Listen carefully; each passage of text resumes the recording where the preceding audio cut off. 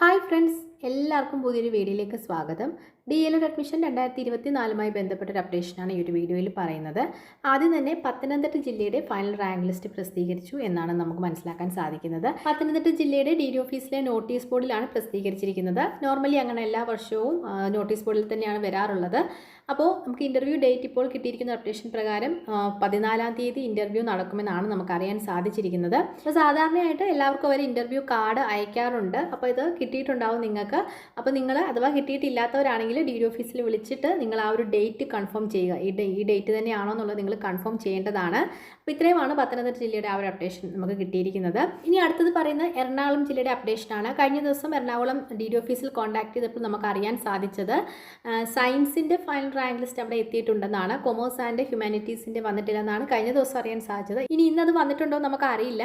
അപ്പോൾ അവർ സാധാരണയായിട്ട് ഇത് കഴിഞ്ഞ വർഷത്തേക്ക് അപ്ഡേഷൻ പ്രകാരം കഴിഞ്ഞ വർഷമൊക്കെ എറണാകുളം ജില്ലയ്ക്ക് ഒരു ആപ്ലിക്കൻസ് ലിസ്റ്റ് അവർ പ്രസിദ്ധീകരിച്ചിരുന്നു. പക്ഷേ ഈ വർഷം അത് പ്രസിദ്ധീകരിച്ചിട്ടില്ല. അപ്പോൾ അങ്ങനെ ആപ്ലിക്കൻസ് ലിസ്റ്റിൽ ഉൾപ്പെട്ട എല്ലാ വിദ്യാർത്ഥികൾക്കും ഇൻ്റർവ്യൂവിന് പങ്കെടുക്കാം എന്നൊരു അപ്ഡേഷൻ ആയിരുന്നു. അങ്ങനെ ഒരു അറിയിപ്പായിരുന്നു കഴിഞ്ഞ വർഷം അവർ നമ്മുടെ വെബ്സൈറ്റിൽ കൊടുത്തിട്ടുണ്ടായിരുന്നു. അല്ലാതെ ഫൈനൽ റാങ്ക് ലിസ്റ്റായിട്ട് അവർ കഴിഞ്ഞ വർഷം പബ്ലിഷ് ചെയ്തിട്ടില്ലായിരുന്നു. അപ്പോൾ കഴിഞ്ഞ ദിവസം നമ്മൾ വിളിച്ചപ്പോൾ അവർ പറഞ്ഞത് ഷുവർ ലിസ്റ്റിൽ ഉൾപ്പെട്ട എല്ലാവർക്കും ഒരു ഇൻ്റർവ്യൂ കാർഡ് അയക്കും എന്നാണ് പറഞ്ഞത്. അതുപോലെ കഴിഞ്ഞ വർഷമൊക്കെ DD എറണാകുളം എന്ന സൈറ്റിൽ അവരൊരു കോമൺ ആയിട്ടൊരു ഇൻ്റർവ്യൂ കാർഡ് അവർ പോസ്റ്റ് ചെയ്തിട്ടുണ്ടായിരുന്നു. അതായത് ആ ഒരു ഇൻ്റർവ്യൂ കാർഡിൽ ഓരോ സ്ട്രീമിൻ്റെയും ഇൻ്റർവ്യൂ ഡേറ്റും അതുപോലെ വെന്യൂവും എല്ലാം തന്നെ കൊടുത്തിട്ടുണ്ടായിരുന്നു.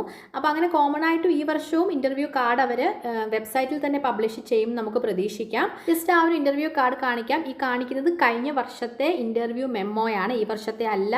അപ്പോൾ ഈ ഒരു മാതൃകയിൽ ഒരു ഇൻ്റർവ്യൂ മെമ്മോ ആയിരുന്നു അവർ വെബ്സൈറ്റിൽ കൊടുത്തിട്ടുണ്ടായിരുന്നത്.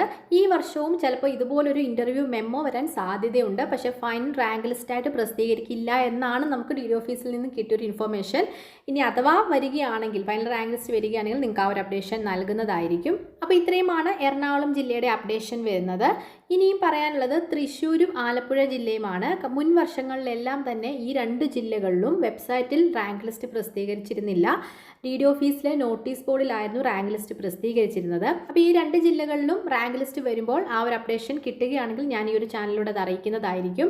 അതുപോലെ തന്നെ നിങ്ങൾക്ക് ഈ ജില്ലകളിലെ റാങ്ക് ലിസ്റ്റിൻ്റെ ഇൻഫർമേഷൻ ലഭിക്കുകയാണെങ്കിൽ നിങ്ങളത് ഷെയർ ചെയ്യുക. നമ്മുടെ ഈ ഒരു കമൻറ്റ് ബോക്സിലോ അല്ലെങ്കിൽ എൻ്റെ ഇൻസ്റ്റാഗ്രാം ID ഞാൻ കൊടുക്കാം. ആ ഒരു ഇൻസ്റ്റാഗ്രാം IDയിലോ നിങ്ങൾ ഷെയർ ചെയ്യുക. ബാക്കി വരാനുള്ള എല്ലാ ജില്ലകളിലും അവർക്ക് ബ്ലോഗുണ്ട്, വെബ്സൈറ്റ് ഉണ്ട്. ആ ഒരു വെബ്സൈറ്റിലായിരിക്കും അവർ പ്രസിദ്ധീകരിക്കുന്നത്. ആ ഒരു അപ്ഡേഷൻ നിങ്ങൾക്ക് നൽകുന്നതായിരിക്കും. അങ്ങനെ ഓരോ ജില്ലയുടെയും അപ്ഡേഷൻ നിങ്ങളെ ഈ ഒരു ചാനലിലൂടെ അറിയിക്കാം. ഇത്രയും കാര്യങ്ങളാണ് നമുക്ക് ഈ ഒരു വീഡിയോയിൽ ഷെയർ ചെയ്യാനുള്ളത്. ഏറ്റവും ലേറ്റസ്റ്റ് അപ്ഡേറ്റുമായിട്ട് വീണ്ടും കാണാം. അതുവരെ ബൈ, താങ്ക്